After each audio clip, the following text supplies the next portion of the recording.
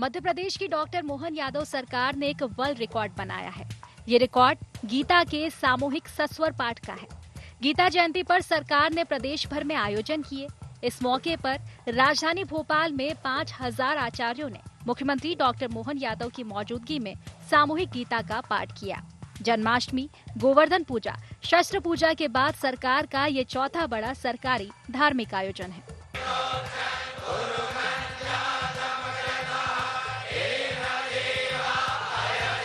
अंतर्राष्ट्रीय गीता महोत्सव के तहत लाल परेड ग्राउंड में सुबह 10 बजे 5000 से अधिक आचार्यों ने गीता के तीसरे अध्याय कर्म योग का सस्वर पाठ किया, जो करीब 9 मिनट तक चला।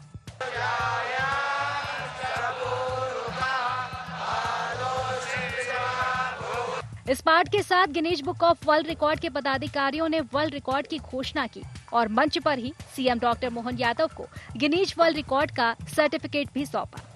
Guinness World Record has been made. Congratulations.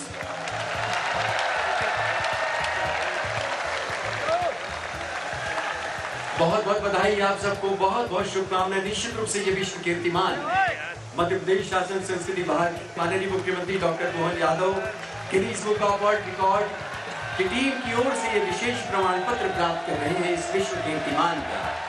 इस मौके पर सीएम डॉक्टर मोहन यादव ने आयोजन से जुड़े लोगों की तारीफ करने के साथ ही आभार भी जताया। उन्होंने कहा कि किसी पूजा पद्धति से हमारा विरोध नहीं है, लेकिन हमारी पूजा पद्धति की बात तो हम करेंगे। हमारे अपने पूजा पंथ को लोग धर्म से जोड़ लेते हैं।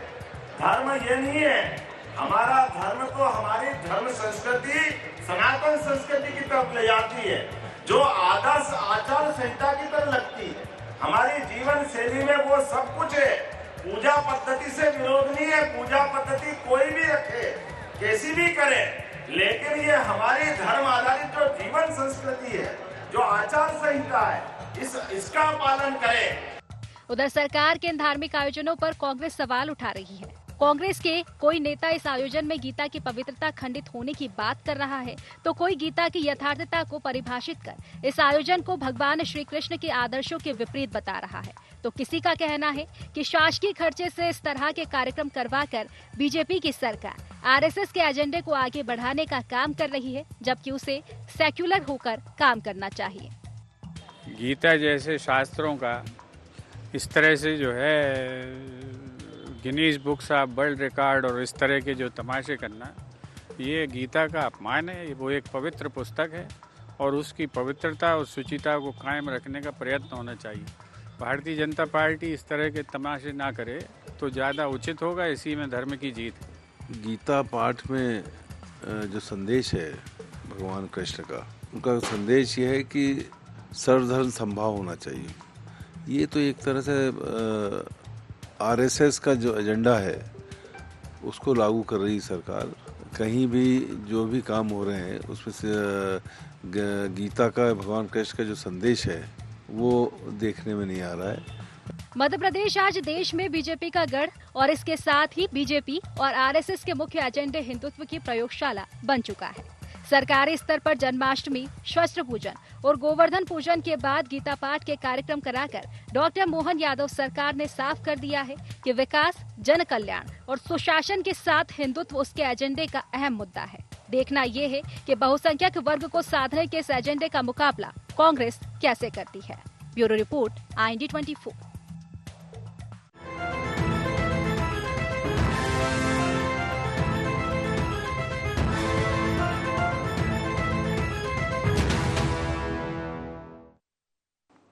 नमस्कार, IND एजेंडा गीता की गूंज में आपका स्वागत है। मैं हूं आपके साथ नवीन पुरोहित। चर्चा को विस्तार देंगे, उसके पहले IND एजेंडा के मुख्य बिंदुओं की तरफ एक निगाह डालते हैं।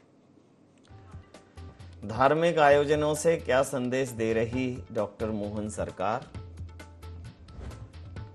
सरकार के धार्मिक आयोजनों पर कांग्रेस क्यों जता रही ऐतराज? सामूहिक गीता पाठ पर कांग्रेस को क्यों दिख रहा सेक्युलरिज्म के खिलाफ? क्या गुजरात के बाद हिंदुत्व की प्रयोगशाला बनने जा रहा मध्य प्रदेश? नमस्कार, इन्हीं सवालों के साथ चर्चा में आप सबका पुनः स्वागत है। मध्य प्रदेश में आज गीता जयंती के अवसर पर सस्वर गीता का सामूहिक पाठ हुआ और वर्ल्ड रिकॉर्ड बनाया गया। और ये जो वर्ल्ड रिकॉर्ड है, इसको लेकर सत्ता पक्ष और विपक्ष आमने सामने है। लाल परेड ग्राउंड इसका मूक साक्षी बना। 10 बजे से 5000 से अधिक आचार्यों ने गीता के तीसरी अध्याय पर कर्मयोग का सस्वर पाठ किया, जो करीब 9 मिनट तक चला। इसके बाद Guinness book of world record के पदाधिकारियों ने वर्ल्ड रिकॉर्ड की घोषणा की और यह वर्ल्ड रिकॉर्ड का सर्टिफिकेट सरकार को सौंपा। डॉक्टर मोहन यादव बोले, हमारा किसी पूजा पद्धति से विरोध नहीं है, लेकिन जो हमारी विरासत है, जो हमारी सनातन पद्धति है, सनातन धर्म है, वो जीवन पद्धति है, हम उसकी बात तो करेंगे। उधर सरकार के इन आयोजनों के खिलाफ विपक्ष हमलावर है। विपक्ष का कहना है कि यह संविधान की मूल भावनाएं के खिलाफ है। सरकार किसी धर्म विशेष के एजेंडे को नहीं बढ़ा सकती है। सरकार के खर्च पर बीजेपी इस प्रकार के जो आयोजन कर रही है वो बिल्कुल गलत है। कुल मिलाकर गीता पर महाभारत है और यह गूंज अब समझ में नहीं आ रहा है कि इसको कैसे परिभाषित करेगी भारतीय जनता पार्टी, क्योंकि कहीं ना कहीं यह गूंज जनमानस के पटल पर इस प्रकार से अंकित ना हो जाए कि कांग्रेस हिंदुत्व का विरोध करती है और कांग्रेस हिंदुत्व की विरोधी है। तो इसी मुद्दे पर दोनों दल आमने सामने हैं। कांग्रेस कह रही है कि यह गीता का अपमान है। हमारे साथ चर्चा में शामिल हैं संतोष सिंह गौतम जी, मुख्य प्रवक्ता हैं मध्य प्रदेश कांग्रेस के। घनश्याम पिरोनिया जी, पूर्व विधायक मध्य प्रदेश भारतीय जनता पार्टी के हमारे साथ हैं। सुरेश शर्मा जी, वरिष्ठ पत्रकार हमारे साथ हैं। तो संतोष जी, गीता जयंती पर ये जो 5000 आचार्यों ने सामूहिक सस्वर पाठ किया, इसमें कांग्रेस कह रही है कि सरकार को इन सारे आयोजनों से बचना चाहिए। सामाजिक आयोजन है, समाज को करने चाहिए। सामाजिक धार्मिक आयोजन है, सरकार का एजेंडा नहीं होना चाहिए, ऐसा कांग्रेस का कहना है। और धर्म का उपयोग करके मूल मुद्दों से ध्यान भटकाने की बात है। कांग्रेस इस बात को लेकर हमलावर है, क्या कहें? देखिए नवीन जी, मध्य प्रदेश कांग्रेस ने जो आयोजन किया, मैं समझता हूं कि ये आयोजन करने का काम उसका नहीं है। ये आयोजन करने का काम धार्मिक संस्थाओं का है, शंकराचार्यों का है, और जो धर्म से जुड़ी संस्थाएं हैं उनको ये आयोजन करना चाहिए। सरकार के जो काम थे वो सरकार को करना चाहिए था, क्योंकि अगर गीता से ही अगर उपदेश लिया होता और गीता से ही ज्ञान प्राप्त किया होता, तो गीता का तो असली ज्ञान है कि कर्मण्येवाधिकारस्ते मा फलेषु कदाचन मा कर्म फल हेतुर्भूम संगो सत्व कर्मणि। इसका मतलब ये होता है कि आपको अपने कर्म करना है, तो कर्म करने की बजाय यदि आप इवेंट्स आयोजन करेंगे और गीता जैसे महाकाव्य को केवल गिनीज बुक जैसी बातों के लिए आप अगर उपयोग करेंगे इवेंट में, तो मैं समझता हूं कि गीता, रामायण और रामचरितमानस गिनीज बुक से बहुत ऊंची है और उनको इस प्रकार के इवेंटों में नहीं उलझाना चाहिए। ये हमारी श्रद्धा के केंद्र है, ये हमारी श्रद्धा की वो पुस्तकें हैं, वो महाकाव्य है जिनको बरसों से कांग्रेस और भारतीय जनता पार्टी के बहुत पहले से लगातार हिंदू संस्कृतिवादी पढ़ते रहे और अपनी श्रद्धा की आस्था का केंद्र बनाते रहे हैं। लेकिन चूंकि अपनी असफलताओं को छुपाने के लिए ऐसे जो इवेंट्स हैं उनके लिए अगर गीता का भी उपयोग अगर भारतीय जनता पार्टी कर रही है, तो इसका मतलब साफ है कि उनके पास इस बात का जवाब नहीं है कि वो किसानों को 2700 रुपए गेहूं का समर्थन मूल्य नहीं दे पाए हैं। किसान जो खाद के लाइनों में लगातार लगा हुआ है उनको राहत नहीं दे पा रही है। 3100 रुपए धान का समर्थन मूल्य नहीं दे पा रही है। सोयाबीन का 6000 रुपए क्विंटल का समर्थन मूल्य नहीं दे पा रही है। लाडली बहनों को 3000 रुपए का जो वादा किया गया था वो नहीं दिया जा रहा है। अतिथि शिक्षकों को नियमित नहीं किया जा रहा है। रोजगार के साधन डेवलप नहीं कर पा रही है। महंगाई को कम नहीं कर पा रही है मध्य प्रदेश सरकार, और न ही यहाँ पर कोई निवेश ला पा रही है। मध्य प्रदेश सरकार के पास एजेंडा के नाम पर शून्य विजन, इनका विजन शून्य है और इसीलिए इनको गीता का सहारा लेना पड़ रहा है, रामायण का सहारा लेना पड़ रहा है। भगवान कृष्ण ने गीता में उपदेश जो दिया है उसके अतिरिक्त ये भी उपदेश दिया है कि जो सुदामा है जितने भी हमारे समाज के, उन सुदामाओं को राजा बना दो। तो आज किसान हमारे प्रदेश का सुदामा है जिसको राजा बनाने का काम भी हमारे शासकों का होना चाहिए अगर भगवान कृष्ण से सही में उपदेश लेते हैं तो। लेकिन हमारे प्रदेश का किसान उसमें त्राही त्राही मची हुई है। लगातार खाद की बढ़ती कीमतों से, खाद की अनुपलब्धता से वो प्रभावित हो रहा है, उसको समर्थन मूल्य नहीं मिल रहा है। आमदनी दोगुनी करने वाली सरकार ने लागत मूल्य भी छीन लिया है किसानों से। लेकिन उसके बावजूद अगर सरकार ऐसे आयोजन करती है तो यह माना जाना चाहिए कि सरकार अकर्मण्य है, नाकारा है। उसके पास अपनी उपलब्धियों के नाम पर, साल भर की उपलब्धियों के नाम पर गिनाने को कुछ नहीं है। वो शिवराज सिंह की वही अनुसरण करता है जिसने 20 साल मध्य प्रदेश को बर्बाद किया है, व्यापम जैसे घोटाले किए हैं। और मैं कहता हूं कि ये धार्मिक आयोजनों की आड़ में मैं आगे भी और भी घोटाले करने की इनकी प्लानिंग हो सकती है, क्योंकि सिंहस्थ भी आ रहा है। उसके लिए तगड़ा बजट उज्जैन में आवंटित किया गया, जिसका विरोध स्वयं कैलाश विजयवर्गीय और प्रहलाद पटेल कर चुके। उन्होंने कहा कि केवल उज्जैन के लिए इतना बजट आवंटित कर दिया आपने, तो क्या ये पैसों की बंदर बांट की आपसी लड़ाई है? कैलाश विजयवर्गीय और प्रहलाद पटेल ने ऐसे प्रश्न क्यों खड़े किए? पूरे मध्य प्रदेश के लिए योजनाएं नई क्यों नहीं ला पा रहे? क्या विजन की कमी है? मैं समझता हूं गीता को हमारी व्यक्तिगत आस्था का केंद्र बने रहना चाहिए और वो हमेशा बनी रहेगी। लेकिन ऐसे इवेंट से यदि आप अपनी असफलताओं को छिपाने का प्रयास करते हैं तो धिक्कार है ऐसी सरकार पर। जी घनश्याम जी, ये जो है भगवान के मुख से निकला हुआ गीता का संदेश, उसका वाचन सरकार अपने स्तर पर कराकर, ठीक है, उसे उसके जो मुख्य संदेश हैं, गीता के श्लोक हैं, उनके महत्वपूर्ण जो, अब गीता तो पूरी ही अपने आप में अद्भुत है, लेकिन जो महत्वपूर्ण प्रसंग हैं उनको आप कहीं ना कहीं अपने शैक्षणिक पाठ्यक्रम में शामिल करें। लेकिन कांग्रेस का आरोप ये है कि अब आप पूरी तरह से ये इवेंट आयोजन और गीता के समक्ष कहाँ गिनीज वर्ल्ड ऑफ रिकॉर्ड है, ये सब करके मूल मुद्दों से ध्यान भटका रहे हैं। ये आपके ऊपर गंभीर आरोप अभी लगाए हैं कांग्रेस ने। देखिए, कांग्रेस का काम है आरोप लगाने का जी, और वो लगा रहे हैं, लेकिन वो आरोप भारतीय जनता पार्टी पर न लगाते हुए जनमानस पर लगा रहे हैं, क्योंकि जनमानस ने, जनता जनार्दन ने हमको आशीर्वाद दिया है। सरकार में हम हैं और सरकार के माध्यम से हम क्या अच्छा कर सकते हैं, क्या नवाचार हो सकता है, ये भारतीय जनता पार्टी की सरकार, डॉक्टर मोहन यादव जी की सरकार समय समय पर करती है। अभी मैं हमारे विद्वान प्रवक्ता आदरणीय संतोष जी को सुनना था, वो ऐसा लग रहा था कि पता नहीं क्या बड़ा भारी तूफान आ गया है अगर गीता का पाठ कर लिया है तो। और देखिए, गीता का पाठ या गीता या रामायण या हमारे जो धर्मशास्त्र हैं, उनको वास्तव में किसी भी प्रकार से किसी के प्रमाणीकरण की आवश्यकता नहीं है। जब विश्व भर में इस प्रकार का कहीं कोई लोग कहते हैं प्रादुर्भाव भी नहीं हुआ होगा, तब यहाँ वेद पुराणों की रचनाएं, ये हम सबको विदित है। लेकिन मुझे समझ में नहीं आता है, अगर गीता का पाठ होगा तो कांग्रेस को आपत्ति है, अगर स्वास्थ्य हमारा ठीक रहे, पूरा विश्व अगर योग दिवस के रूप में योग करे, सूर्य नमस्कार लगाए, तो कांग्रेस को आपत्ति है। अच्छा, ये सरकारी खर्चे पे इनकी सरकारें उस समय अगर इफ्तिकार पार्टी करें, अगर रोजा अख्तियार की पार्टी करें, तो इनको कोई दिक्कत परेशानी नहीं है। अगर गीता का पाठ हो जाएगा तो इनको ध्यान में आती है। और इससे साफ जाहिर होता है कि कांग्रेस तुष्टीकरण की नीति के आधार पर काम करती है, वोट बैंक की राजनीति के आधार पर काम करती है। हमारे प्रधानमंत्री जी का, नरेंद्र मोदी जी का जो विचार है, सबका साथ, सबका विकास और सब में विश्वास, ये भारतीय जनता पार्टी करती है। और इसलिए जब प्रधानमंत्री आवास देते हैं तो हम ये देख के नहीं देते हैं कि किसको दे रहे हैं। राशन अगर बढ़ता है तो ये देख के नहीं देती सरकार की किसको देना है। अगर हम आयुष्मान का कार्ड का उपचार का हम लाभ दे रहे हैं, सबका विकास करने का काम ये रहता है। लेकिन आरोप लगाने का काम ये कांग्रेस हमेशा भारतीय जनता पार्टी पर करती है।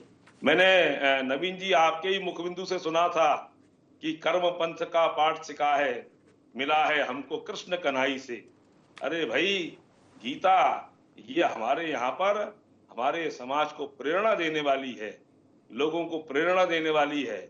और इसलिए कर्म पंथ की प्रेरणा दे करके आदरणीय मोहन यादव जी ने उस कार्यक्रम को शिद्दत के साथ में किया है।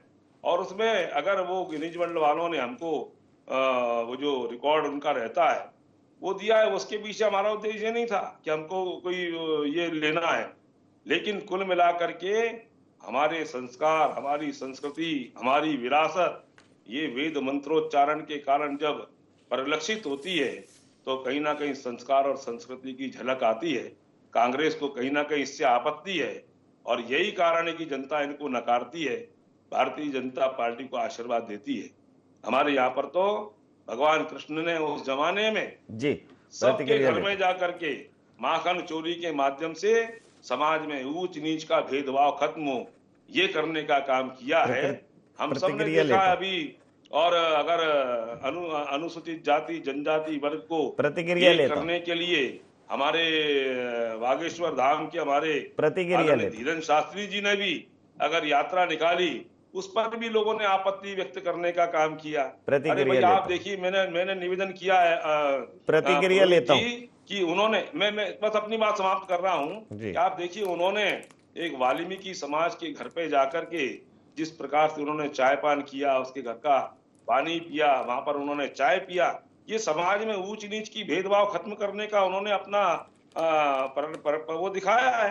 और कहीं ना कहीं इन माध्यमों से हम कहीं ना कहीं समरसता का भाव समाज में आए। ये हमारे महापुरुषों के माध्यम से होता है, हमारे मानबिंदुओं के माध्यम से होता है, हमारे पवित्र धर्म ग्रंथों के माध्यम से होता है। और उनका प्रचार प्रसार होना, उनका प्रचार प्रसार करना, इस पर कांग्रेस को क्यों आपत्ति होना चाहिए? प्रतिक्रिया लेता हूं।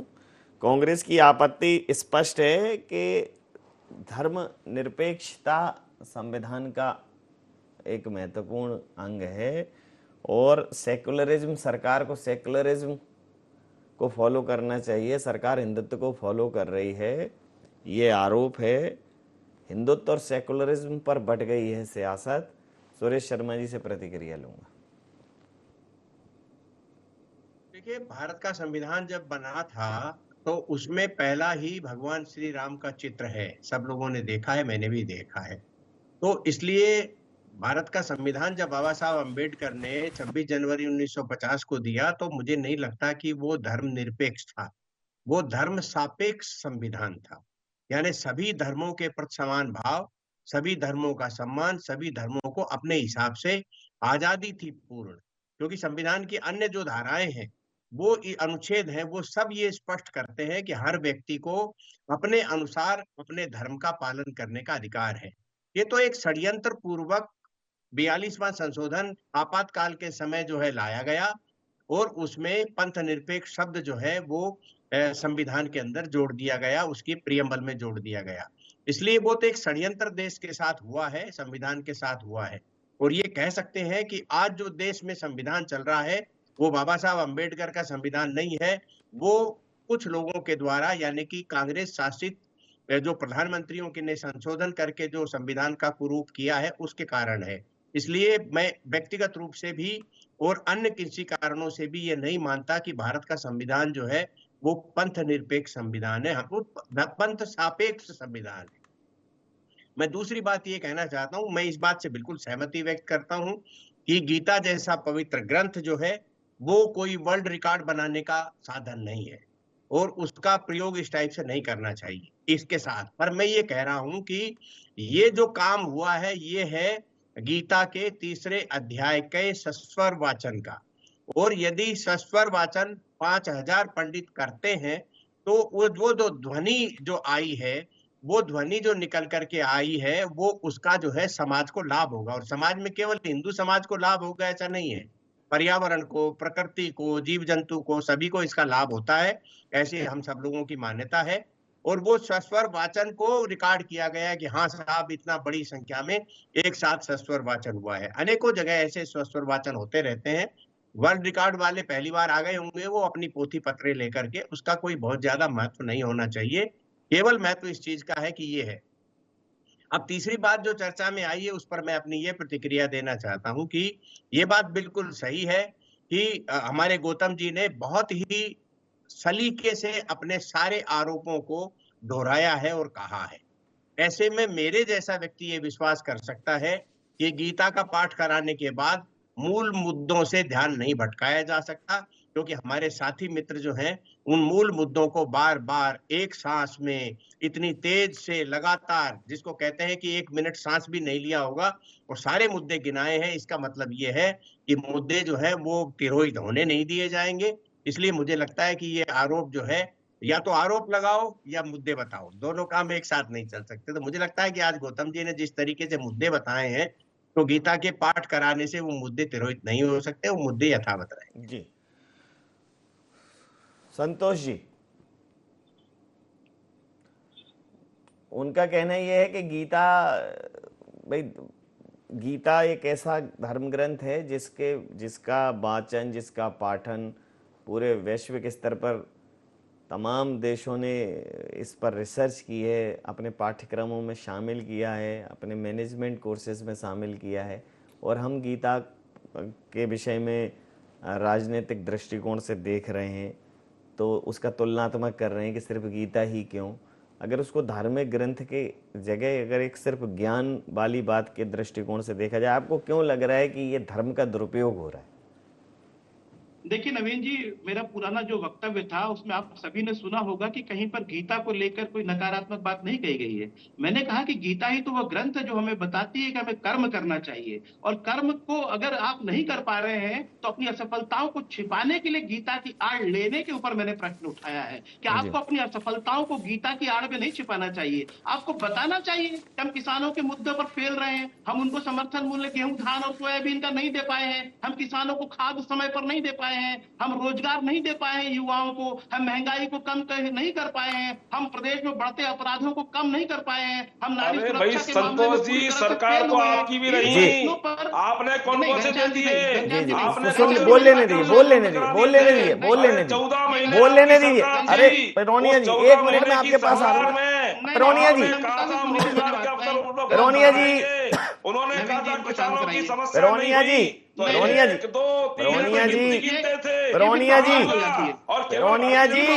लगाने का काम करते हैं। अरे भाई आपकी सरकार भी नहीं। अरे रोनिया जी, ये गीता पर महाभारत मत करिए। कैसी स्थिति थी सड़कों की? रोनिया जी, विचार करना चाहिए। आप तक आवाज नहीं आ रही है क्या? काम कर रहे हैं। अरे रोनिया जी, हाथ जोड़ रहा हूँ। रोनिया जी सुनिए, तो चर्चा में 1 मिनट बाद आपके पास आ रहा हूँ ना, ऐसे इसमें फिर आवाज समझ में नहीं आती कि आदमी निवेदन ये कर रहा हूं। अरे निवेदन तो सुनिए, आप अपने उस पर कर लीजिए। आप निश्चिंत आप अपने, जब आपका टर्न आए तब कर लीजिएगा। क्या है, जब 5-6 लोग इकट्ठा बोलते हैं तो फिर बाहर जो आवाज सुनाई देती है उसमें समझ ही नहीं आता कि ये मानव प्रजाति बोल रही है या फिर दूसरी प्रजाति। जी बोलिए। बिल्कुल सही टिप्पणी की आपने नवीन जी, मैं भी इसी को सोच रहा था कि कम से कम एक व्यक्ति बोले एक समय पर। तो मेरी बात के बाद में घनश्याम जी अपनी पूरी बात रखे, कहीं कोई आपत्ति नहीं। आप संक्षिप्त में रखें, पर मैं संक्षिप्त में ही घनश्याम जी से लूंगा। बिल्कुल। तो मैं यही कह रहा था नवीन जी कि अपनी असफलताओं को गीता की आड़ में जो छिपाने का जो प्रयास है, हमारा प्रश्न चिन्ह उस पर है। एक भी कर्कश सवाल का जवाब भारतीय जनता पार्टी की सरकार नहीं दे पाई। मैं आपकी बात को मैं गीता के ही माध्यम से पूछ लेता हूं। गीता में अर्जुन से कहा, पार्थ अपने धर्म का पालन करो। उन्होंने कहा ये तो अधर्म है, अपने घर परिवार वालों से झगड़ना। बोले नहीं, जो धारणीय धर्म है, तुम्हारा धर्म है, तुम योद्धा हो, तुम युद्ध करो। तो धर्म है आपका, आप सरकार हो, आपका काम है लोगों के लिए स्वास्थ्य, शिक्षा, रोजगार, प्रदेश में अच्छा इंफ्रास्ट्रक्चर। ये धारणीय धर्म है सरकार का। जो गीता का मूल भाव है कि धर्म ये नहीं है कि मरीज बिलख रहा है और डॉक्टर हवन करने बैठ जाए, जप करने बैठ जाए या नमाज पढ़ने चला जाए। धारणीय धर्म क्या है? धारणीय धर्म है कि जो दायित्व है उसका पालन करना कर्म योग है। तो सरकार, इनका कहना यह है कि सरकार काम नहीं कर रही है, सरकार सिर्फ ये दिखावा कर रही है। क्या कहें नवीन जी? बिल्कुल सही कहा आपने। धर्म जो हमारा है उसको सरकार अच्छे से निभा रही है, कर भी रही है। और मैं तो इनका धर्म के लिए मैं इनको ध्यान दिला रहा हूं कि जब इनको धर्म का धारण करना चाहिए था, अर्थात इनको जब जनता की समस्याओं का समाधान करना चाहिए था, तब कैसे इनके स्थान थे? 14 महीने के लिए भी इनको सरकार बनाने का अवसर जनता जनार्दन ने दिया। तब 14 महीने में इन्होंने क्या किया? तब इन्होंने किसानों की समस्या क्यों नहीं ध्यान आई? और मैं निवेदन करता हूं 3,000 रुपए की जो बात हमेशा कहते हैं, आप निश्चिंत रहें। मध्य प्रदेश की सरकार ने, भारतीय जनता पार्टी ने अगर कहा है उनको पूरा करेंगे। हम ऐसे नहीं है कि अभी आपने देखा था आदिवासी महिलाओं को, हमारे शिवराज सिंह जी जब मुख्यमंत्री थे तब 1,000 रुपए प्रतिमाह देते थे। 14 महीने इनकी सरकार बनी तो कमलनाथ जी ने उसको बंद करने का काम किया है। अंतिम प्रतिक्रिया के साथ चर्चा समाप्त करूंगा। अंतिम प्रतिक्रिया के साथ चर्चा समाप्त करूंगा। सुरेश जी, अपेक्षाओं में खरा भी उतरेगी। कर्मयोग गीता का मूल भाव कर्मयोग है कि जो जिसका कर्म है वो पूरी नैतिकता और ईमानदारी से अपने कर्म का पालन करे। धर्म का प्रचार मानस में भी वही है कि कर्म प्रधान विश्व कर रखा, तो जो कर्म है वही धर्म है। सरकार का जो धर्म है वो सरकार का कर्म है, जो दायित्व है। कांग्रेस कह रही वो अपने दायित्वों से भाग रही है, इसलिए ये सब माइंड डाइवर्ट करने की ये एक्टिविटीज है। क्या कहें? मैंने पहले कहा कोई माइंड डाइवर्ट होता नहीं है, ना माइंड डाइवर्ट करने दिया जाता। विपक्ष सक्षम है, कोई करने नहीं देगा। कुछ हम भी कोशिश करेंगे कि मीडिया भी थोड़ा आंख खोलने लग जाए। सोए हुए है उसको जरा थोड़ा सा बाहर आना चाहिए नींद से। लेकिन मैं एक चीज बता दूं कि अभी पिछले कुछ दिनों से 3-4 राज्यों की तरफ यदि आप नजर डालेंगे तो महाराष्ट्र की सरकार बनी है, वो भी लाडली बहना के कारण बनी है। झारखंड की सरकार बनी है, वो भी लाडली बहना के कारण बनी है। तो ये लाडली बहना का जो पॉलिटिकल फैक्टर जो जिस तरीके से चला है वो 3,000 अपने आप ले लेगा। नहीं लेगा तो ऐसा जवाब देगी ये लाडली बहना जिसके बारे में हम अनुमान लगा सकते हैं। जी, समय सीमा के चलते मैं ये चर्चा यहाँ समाप्त करूंगा। आप समस्त महानुभावों का बहुत बहुत धन्यवाद, बहुत बहुत आभार। तो गीता की गूंज चारों तरफ है। सरकार कह रही है कि यह एक सनातन एक जीवन पद्धति है। गीता एक ऐसा ग्रंथ है जिसको वैश्विक स्तर पर स्वीकार्यता मिली है और हम इस प्रकार की अपनी विरासत को पूरे वैश्विक स्तर पर ले जाएंगे। यह भी हमारा दायित्व है। बाकी शिक्षा, स्वास्थ्य, रोजगार पर भी काम कर रहे हैं, लेकिन हम अपनी संस्कृति और अपने धर्म पर भी काम करेंगे। कांग्रेस इसे प्रोपोगेंडा बता रही है। IND एजेंडा में नहीं। आप बने रहिए IND 24 के साथ और देखते रहिए IND 24। नमस्कार।